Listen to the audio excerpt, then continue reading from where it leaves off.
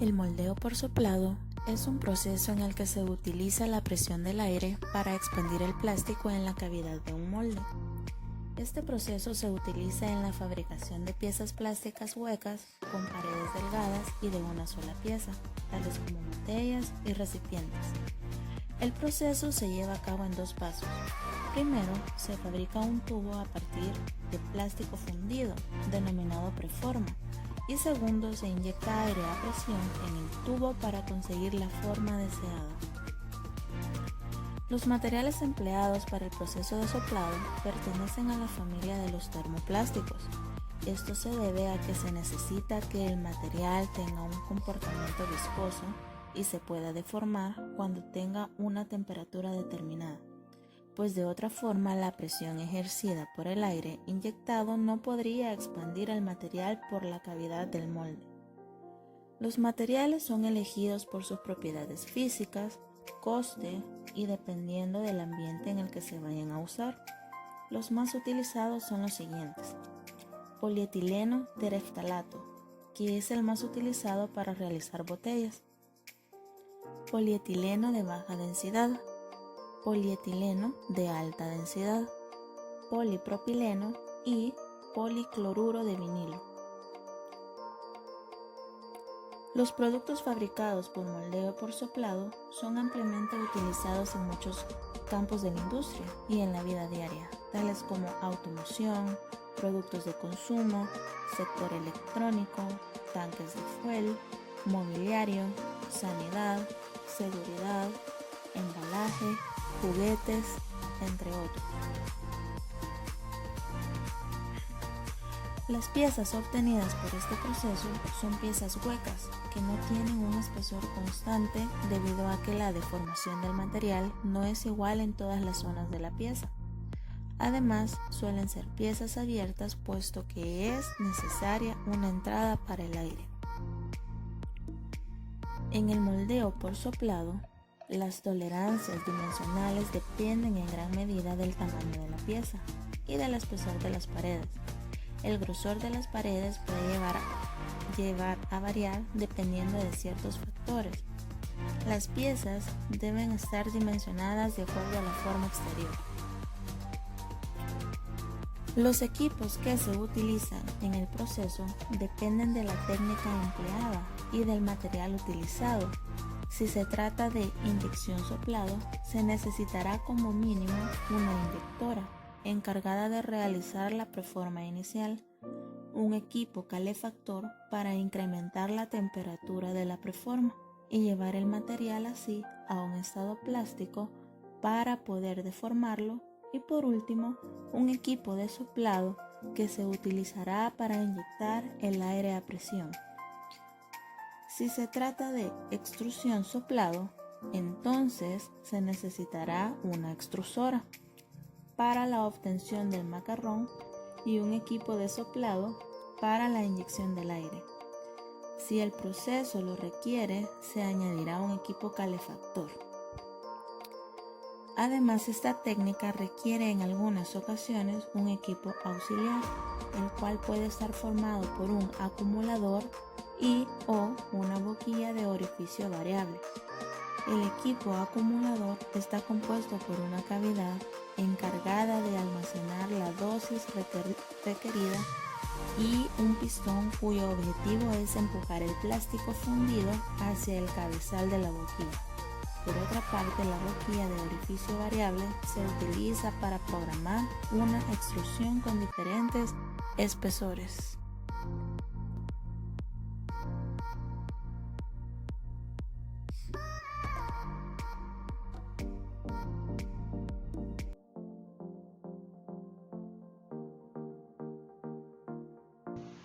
En nuestra vida cotidiana ocupamos utensilios plásticos, mayormente en el hogar, como por ejemplo botes de mayonesa y tarros de yogur, pero no nos damos cuenta de cómo se elaboran todos estos productos. Y la protagonista es la máquina inyectora de plástico. La máquina consiste en un motor y una bomba hidráulica que impulsa el aceite, que realiza las diversas funciones moviendo poderosos pistones dentro de la máquina. Uno de dichos pistones es el que abre y cierra la platina. Esto es la parte de la máquina donde va montado el molde. Para cada producto, otro pistón hidráulico se encarga de inyectar el plástico derretido, que se encuentra dentro de un grueso tubo de acero llamado el cañón, haciéndolo entrar en unas cavidades o espacios huecos del molde para formar con ellos el producto. Tenemos inicialmente una tolva, donde se depositan los gránulos de plástico del color y la textura convenientes para cada producto. Esta tolva desemboca en el cañón para estar reponiendo el plástico que se va a utilizar en la producción. Junto a la máquina principal tenemos la consola de control, donde se pueden ver los pirómetros o controladores de temperatura que se encienden y apagan unas resistencias eléctricas que producen el calor necesario y rodean al cañón para mantenerlo caliente. En la consola están los circuitos de control, que son el cerebro que ordena a la máquina las operaciones del ciclo y así la duración de cada una de ellas. El ciclo operativo de la máquina es el siguiente. Dentro del cañón entra un poderoso pistón cuya cabeza es parecida a la de un tornillo sin fin, el cual tiene dos movimientos, uno de ellos giratorio y que carga el pistón con gránulos de plástico que salen de la tolva y que pasan a llenar el cañón.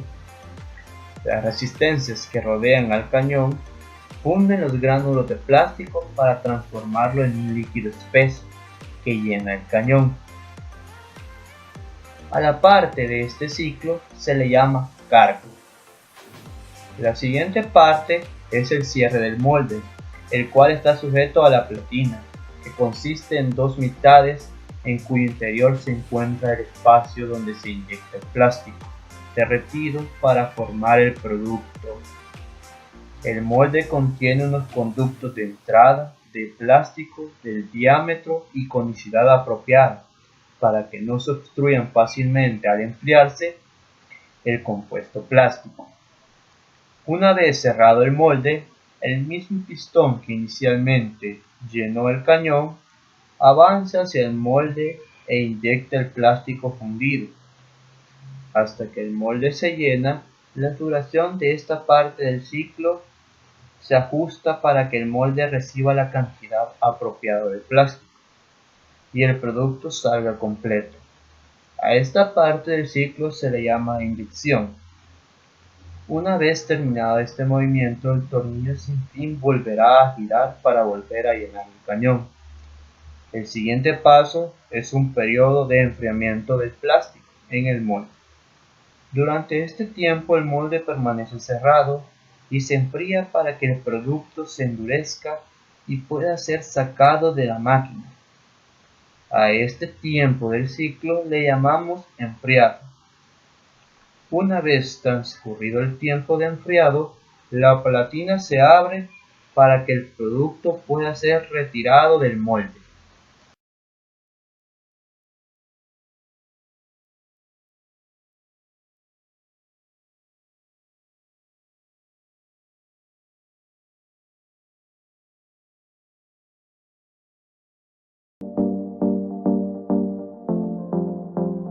El proceso de estampado o estampación es un tipo de proceso de fabricación en el cual se somete el metal en una carga de compresión entre dos moldes. La carga puede ser una presión aplicada progresivamente o una percusión, para lo cual se utilizan prensas y martilleros. Los moldes son estampas o matrices de acero, una de ellas deslizante a través de una guía, que pueden ser martillo o estampa superior, y la otra fija, yunque o estampa inferior. La estampa se compone de dos partes, estampa y contraestampa, que se acoplan entre sí. Al diseñar las estampas hay que aumentar sus dimensiones en previsión de las posteriores contracciones del material que se produce. También es preciso prever la salida de material para asegurar que el llenado de los estampados es correcto. La rebaba producida se eliminará en una operación posterior. El material se coloca entre dos matrices que tienen huecos grabados con la forma de la pieza. que se desea obtener. El metal llena completamente los huecos de la estampa por medio de golpes a presión o por un martillo o prensas. El proceso de estampado termina cuando las dos matrices llegan a ponerse prácticamente en contacto. Existen dos tipos de estampado, en caliente y el estampado en frío. La temperatura del material a deformar es mayor a la temperatura de recristalización, se denomina estampación en caliente, y si por el contrario es menor, se le denomina estampación en frío. El estampado en caliente, gracias a la alta temperatura, el material tiene un límite elástico bajo y una región plástica amplia, siendo posible deformarlo sin incrementar su longitud. Para soportar las altas deformaciones, el material debe encontrarse en su totalidad en caliente, pues el cociente entre la temperatura de trabajo y la temperatura de fusión debe ser mayor a 0.6, por lo cual muchas veces la superficie de la pieza es subjetiva y el centro de la pieza no está caliente, se produce la ruptura de la misma. Con el estampado en caliente se obtienen algunos beneficios, como son mayores modificaciones a la forma de la pieza de trabajo, menor esfuerzo requerido para deformar el metal, opción de trabajar con metales que se fracturan cuando se trabaja en frío, propiedades de la fuerza generalmente isotrópicas y no ocurre endurecimiento de partes debido a los procesos de trabajo. También tienen algunas desventajas, como son acabado superficial y tolerancias suelen ser más bajas en comparación con las de trabajo en frío. Otra es que es más difícil registrar el control de exactitud dimensional debido a la combinación de deformaciones elásticas y contracciones térmicas del metal, por lo cual en el diseño de la pieza es necesario tener en cuenta una dimensión mayor a la inicial cualquier operación.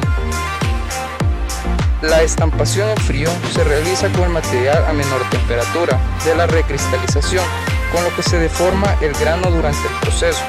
Suele aplicarse a piezas de menor espesor, que cuando se trabaja en caliente usualmente chapas, láminas de espesor uniforme.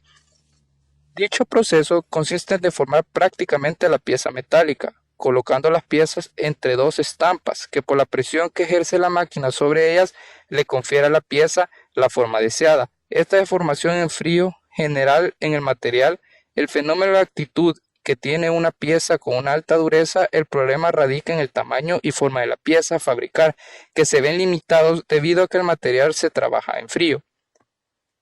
Los materiales que se utilizan para ver en este proceso en frío son dúctiles y maleables, como el acero de baja aleación, las aleaciones de aluminio, referentemente el magnesio, zinc, cobre, latón, plata y oro.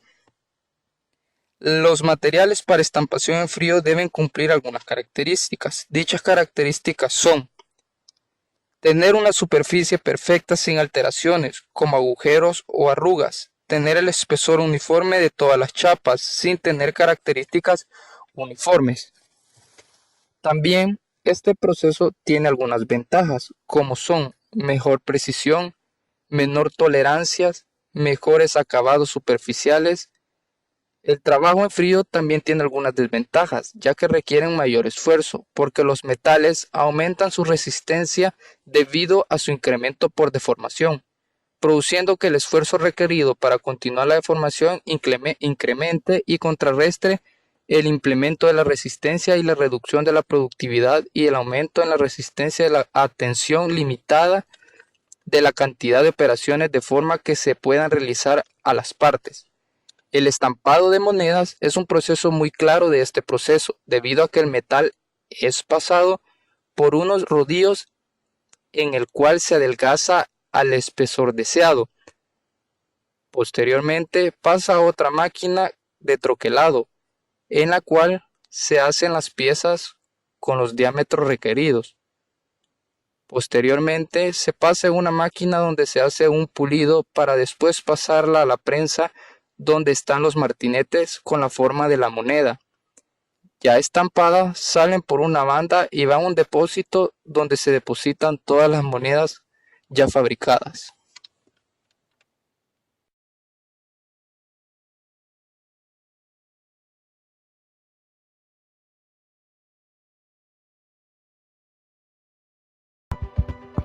Para hablar de este proceso es muy importante recordar unas cuantas cosas. Todos alguna vez en nuestra vida hemos visto un tornillo, hay de diferentes formas y tamaños, como para diferentes materiales. Por ello es necesario recordar la historia. Se considera que el inventor del tornillo es Arquímedes en el siglo III a.C. Sorprende lo tardío de su aparición si se tiene en cuenta que en el siglo III a.C. el siracusano Arquímedes había inventado una máquina elevadora, el tornillo que lleva su nombre, tornillo de Arquímedes.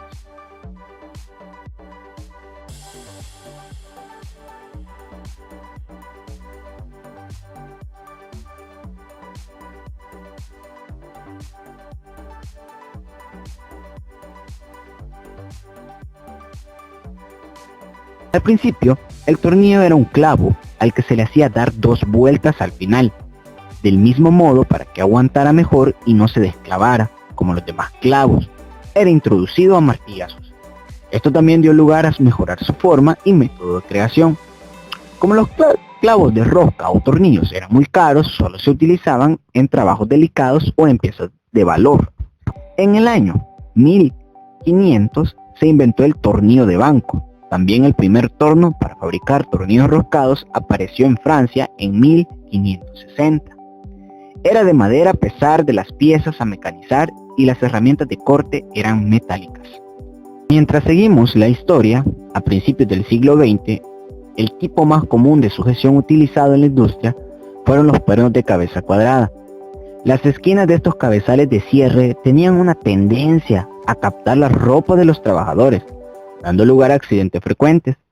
Esto creó una oportunidad para que alguien desarrollara una herramienta para insertar y un tornillo sin esquinas en su cabeza. De esta forma, reduciría el riesgo de accidentes en el lugar de trabajo. Aparecieron los famosos pernos Allen, de la cual su historia no está muy clara con respecto a quién y cuándo se inventó.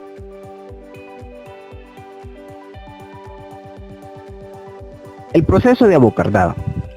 Los abocardadores son herramientas para agrandar o abocardar agujeros taladrados previamente. Tienen cierta semejanza con los avellanadores.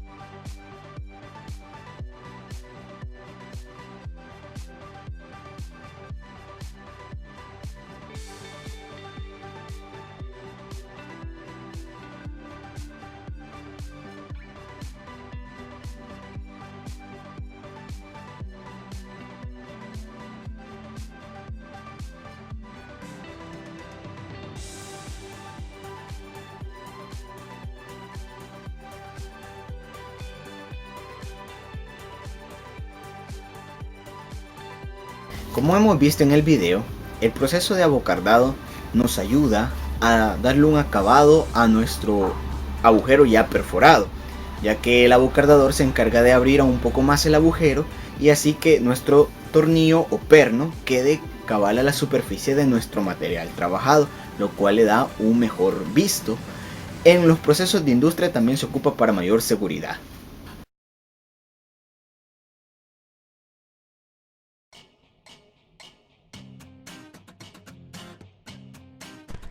La pintura es un proceso de adición de materia que tiene dos objetivos principales. Por un lado, proteger los diferentes soportes de las agresiones a las que pueda ser sometido, tanto físicas como químicas, y por otro lado, conferir a la pieza un mejor aspecto estético para conseguir un mejor acabado, llegando incluso a incrementar su valor. Pero cabe mencionar qué es la pintura. Pues la pintura puede definirse como el producto que, presentado en forma líquida o pastosa, aplicado por el procedimiento adecuado sobre una superficie, se transforma por un proceso de curado en una película sólida, plástica y adherente que protege y o decora a la pieza. Básicamente se compone de los siguientes elementos. El primero de ellos es el pigmento, que su función consiste primordialmente en conferir color y opacidad a la capa de pintura. Luego están los ligantes, que es el componente básico de la pintura a la que confiere la posibilidad de formar una película una vez curada por el procedimiento específico de cada tipo. De él dependen las propiedades mecánicas y químicas de la pintura, y por tanto su capacidad protectora. Luego están los disolventes, que su misión consiste básicamente en permitir la aplicación de la pintura por un procedimiento elegido, confiriéndole una consistencia apropiada, ya que en general una pintura sin disolvente solo a base de pigmento y ligante tendría una viscosidad muy elevada. Otra de sus misiones es la de facilitar la fabricación de la pintura y mantener su estabilidad en el envase.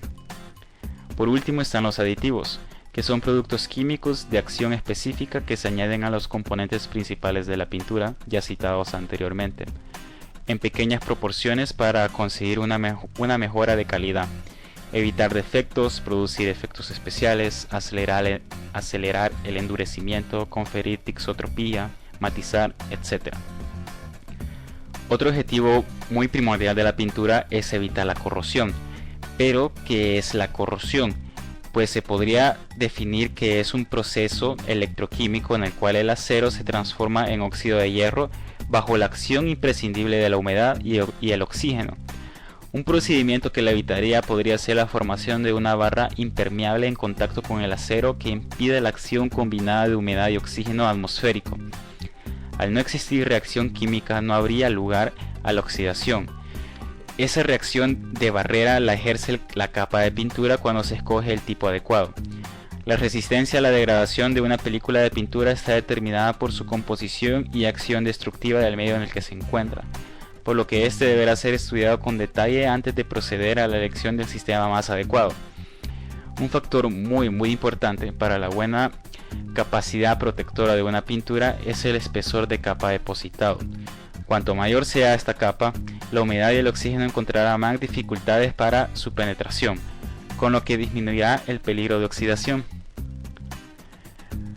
Luego están los tipos y capas de las pinturas. La primera de ellas es la imprimación. Son las primeras capas de pintura en contacto directo con el sustrato, fuertemente pigmentadas y con bajos contenidos de ligante. Su misión es servir de anclaje para las siguientes manos y evitar la oxidación en superficies metálicas por medio de los pigmentos anticorrosivos. Luego están las capas intermedias, que su aplicación se aplican sobre la imprimación y generalmente con la misión de aumentar el espesor del sistema de pintura para evitar dar varias capas de acabado. La relación pigmento-ligante es inferior a la de las imprimaciones, pero superior a las pinturas de terminación. Hoy día son muy utilizadas las capas intermedias de alto espesor, con lo que se consiguen películas de 100 o 200 micras por mano, con el consiguiente ahorro en el proceso de aplicación. Luego están las pinturas de acabado, que como indica su nombre son aquellas que se aplican como última capa del sistema, bien sobre la imprimación o sobre la capa intermedia, formuladas con relación pigmento-ligante baja para conseguir las mejores propiedades de permeabilidad y resistencia. Son normalmente brillantes, aunque cada vez hay mayor demanda de satinados y mates. Luego están los barnices. Son recubrimientos no cubrientes por opacidad, es decir, compuestos de ligante y disolvente, y se emplean para embellecer y proteger metales, plásticos, madera, etc.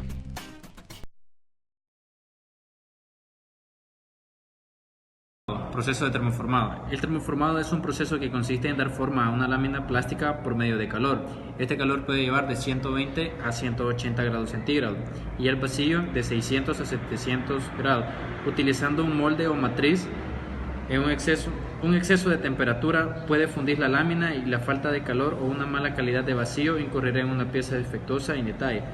A diferencia de otros procesos como la inyección, el soplado y el rotomoldeado, el termoformado parte de una lámina rígida de espesor uniforme realizada por el proceso de extrusión y permite realizar pequeñas producciones por su bajo costo en matricería, llegando a ser rentable en altas producciones. Vamos a trabajar estireno, calibre 80, que es casi 3 milímetros. Vamos a hacer una letra. Aquí tenemos el botón de encendido general de toda la máquina. Es el que activa todo el sistema de la máquina. Este es nuestro pirómetro regulador de temperatura. Aquí vamos a manejar hasta 300 grados, 350 grados, 330 grados, según el material que vayamos a trabajar. Regularmente se mantiene en máximo cuando son materiales gruesos. Lo dejamos ahí. Acá de este lado tenemos nuestro botón activador de las turbinas. Es un botón pulsador. Este botón es sostenido. Al momento de jalarlo,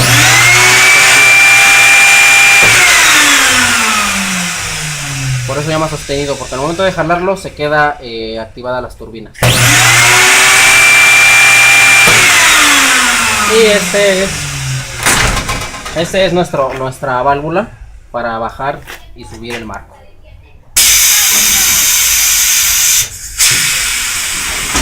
Okay. Aquí tenemos nuestro marco donde vamos a meter el material. Y estas son nuestras manijas para apretarlo, para que no se vaya a zafar. Ya que la máquina haya calentado, nos damos cuenta en las resistencias cuando se ponen rojas, es que ya está la máquina ideal para termoformar. Ok, colocamos nuestro molde en la base, corremos la charola de las resistencias, esperamos aproximadamente de 30 a 40 segundos dependiendo la temperatura, es el tiempo que vamos a esperar. En el caso del estireno, lo que hace el estireno es de que se deforma y se empieza a hacer una bolsa. Cuando veamos que la bolsa está más o menos de unos 5 centímetros, significa que ya está ideal para hacer el termoformado. Ahorita ya van aproximadamente 25 segundos. Se estira el material. Esperamos a que se empiece a hacer la bolsa.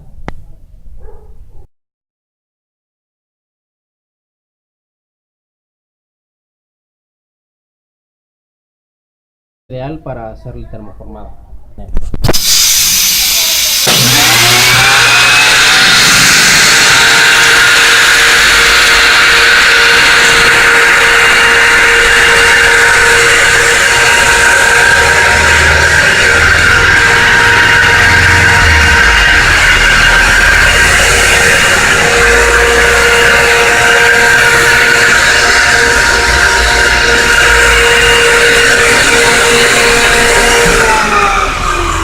Para acelerar el proceso de enfriado podemos instalar unos ventiladores o con un trapo húmedo podemos acelerar el proceso de enfriamiento del material para que salga más rápido. Ya que tenemos el material frío, pues ya sacamos nuestro pieza. Quitamos y listo.